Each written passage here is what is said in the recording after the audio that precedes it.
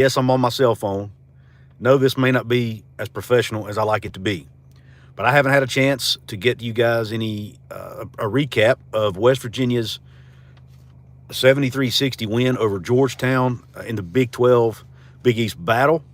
And I thought while I'm sitting here waiting on food outside of Domino's, I thought now would be a good time. If you can't catch this live, you can always catch it on the replay. I appreciate all of you for joining the show, whether live or on the on the on-demand version. But just to recap this game again, a 73-60 win by West Virginia. Game did not start well in Morgantown. Georgetown pretty much owned the first half. West Virginia could not throw the ball in the ocean, could not make their shots, weren't making threes. Just didn't look like they were getting out hustled a little bit. Georgetown was making their shots. West Virginia, I didn't feel like was doing a good enough job rotating on defense to get in shooters' faces and defend threes. And West Virginia, to be honest with you, I thought was lucky to even only be down 2 at half. And then second half, whole different ball game. The West Virginia that came out in the second half looked like the West Virginia team we saw in the Bahamas a week ago. So kudos to them for not giving up, for coming out, for fighting, for bringing more energy in the second half. They got the crowd into the game with a couple made shots, and then once the crowd got into it, man, that was all she wrote. West Virginia just took off with it. Some interesting stats from the game I jotted down here. West Virginia, here's some keys to it for them. They shot 92% from the free throw line. They were like 12, I think it was 12 or 13. Now, Georgetown shot the ball well too, but they only shot like 8 shots or something from the free throw stripe. So West Virginia got more opportunities and took advantage of it, so they won the battle there. Again, West Virginia goes against a team with a lot of bigs and out-rebounded them. They out-rebounded them. It was only by 1, but it was 34-33. And as fans, we were concerned, most of us were concerned coming into this year that this team may not be able to rebound the ball very well because of their lack of size. But, man, I'm telling you, this team rebounds it well. Sincere Harris from the guard spot pulls down 9 rebounds to lead the team. Monty Hansberry does another good job. They do a good job getting physical. Even when these teams have bigs, they get physical with these bigs and box them out, keep them off the glass, and just do a really good job going against teams that are bigger than them. Let's face it. This team, Georgetown, they had at least 3 guys that play a lot of minutes that were 6'9" or taller, a couple 7-footers. Well, I say 7-footers, they're like 6'10", 6'11", close enough to 7 foot. And West Virginia, with Hansberry being the tallest guy in the starting lineup at 6'8", they're able to compete. And then Eduardo Andre comes off the bench after coming back from injury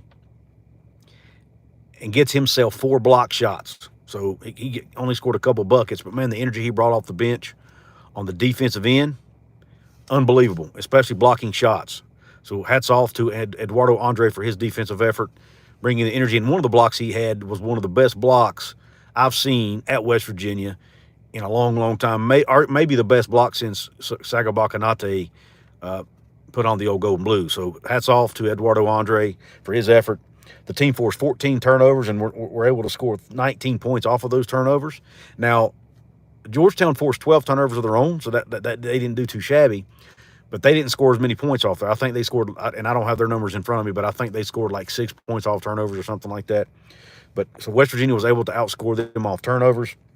They got 14 fast break points, and they held Georgetown to only 4 fast break points. So, and again, they did a really good job in transition defense, and that is, at the end of the day, that's all about effort. That's all about effort. It's all about getting back on defense and making sure you beat them back down the floor and not giving them anything easy. And West Virginia does that. This team just plays with guts, effort, heart, hustle, will, want to. I mean, you saw Coach DeVries over there on the sidelines smacking the table, ramping up the crowd, yelling at his guys. He brings so much energy to these games. When he gets in the post-game press conferences, he has a hard – if you notice, a lot of times he's hoarse, like he's losing his voice because he's into it. He's yelling, he's screaming, he's cheering his guys on. But in a positive, encouraging way. He's not out there yelling, in a negative way. He's not getting after referees. He does when he needs to, I guess, but just the energy, the positive energy he brings is contagious and infectious. I love it. And by the way, the shirt he was wearing, the bright yellow polo with the Mountaineer right here, since this is backwards, it's right here.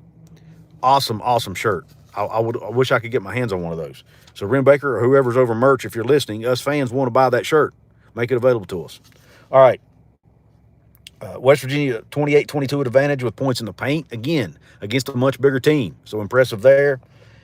Leading scorer, Javon Small with 26. They were doing a good job of keeping Tucker DeVries from scoring the ball in the first half. DeVries only had 2 points in the first half. But you got to pick your poison with this West Virginia team. When you stop DeVries, Small steps up and makes plays. He made several three-pointers in this game. And I tell you what, that pump fake he's got on three-point shots, he does a step back and then pump fakes, makes guys look absolutely silly. I love that move. He's perfected it. But Javon Small, again, leading scorer. He's averaging 19 points a game right now. Unbelievable. I think I read where he's leading the Big 12 in that category right now. Correct me if I'm wrong.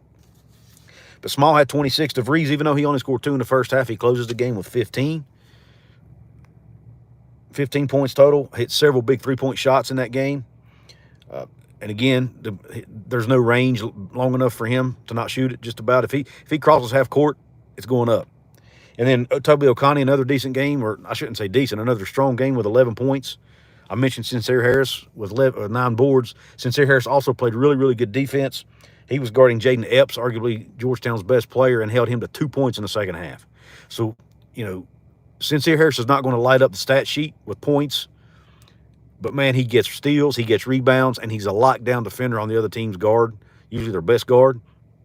So he does his part. So hats off to Sincere Harris for, in my opinion, not getting enough love for the effort that he brings to this basketball team. And then Thomas Sorber for Georgetown also poured in 13. And then Malik Mack is his name. He had 10 points. For them as well. So they did have 3 guys hit double digits. And Georgetown had only lost 1 basketball game coming in, so they're not a bad team at all. And in the first half, they had good length. They played good on the defensive end. They did, like I said, they did a really good job shutting down Tucker DeVries. But West Virginia comes out second half. Not sure if they had a better game plan or it was just flat out energy. But I got to give a hats off to the West Virginia crowd that was in the building last night. You were absolutely electric. I was not able to I was trying to watch the game and watch my local high school football team play their playoff game at the same time, so I didn't have the volume all the way up. But anytime it was starting to get something, I saw West Virginia going on a run, I would turn the volume up so that I could hear that Mountaineer Nation crowd, man. Those Mountaineer Maniacs, and it was loud in there. I also saw some replays of it that people posted online. Kudos to you all who went to the game. You were loud. You affected the game. You impacted the game. Coach DeVries talked about it in his post-game presser. We, Mountaineer Nation, we need to keep bringing that energy every single week, every single game. Let's do it. Let's will this team. Look, this team, if they can continue to keep winning games like this, they may play in March. They're going to exceed my expectations if they can keep playing like Georgetown's not a bad basketball team. It was a quad 3 win. They're 4-0 at home. They have two ranked wins. I don't think Arizona's ranked now, but they were when West Virginia beat them. They have a top 5 win over Gonzaga, a win over Arizona, a win over a good Louisville team out of the ACC, and a win over Georgetown. So they have a win over Gonzaga, who's one of the most elite programs in the country. They have a win over Louisville out of the ACC, a win over Arizona, who's in the Big 12, and a win over Georgetown now out of the Big East. So three of the top basketball conferences in America, in addition to one of the best teams in America, they have wins over them. So Darren DeVries and his squad, man, and let's face it, they're just going to keep getting better. And Jaden Stone, the guard who was the other 20-plus point a game scorer last year that was coming in alongside Tucker DeVries' 2 20-plus point scores from last year to previous stops, he hasn't even played yet in the regular season because of an upper body injury. Coach DeVries still says he's day-to-day. We don't know when he's coming back.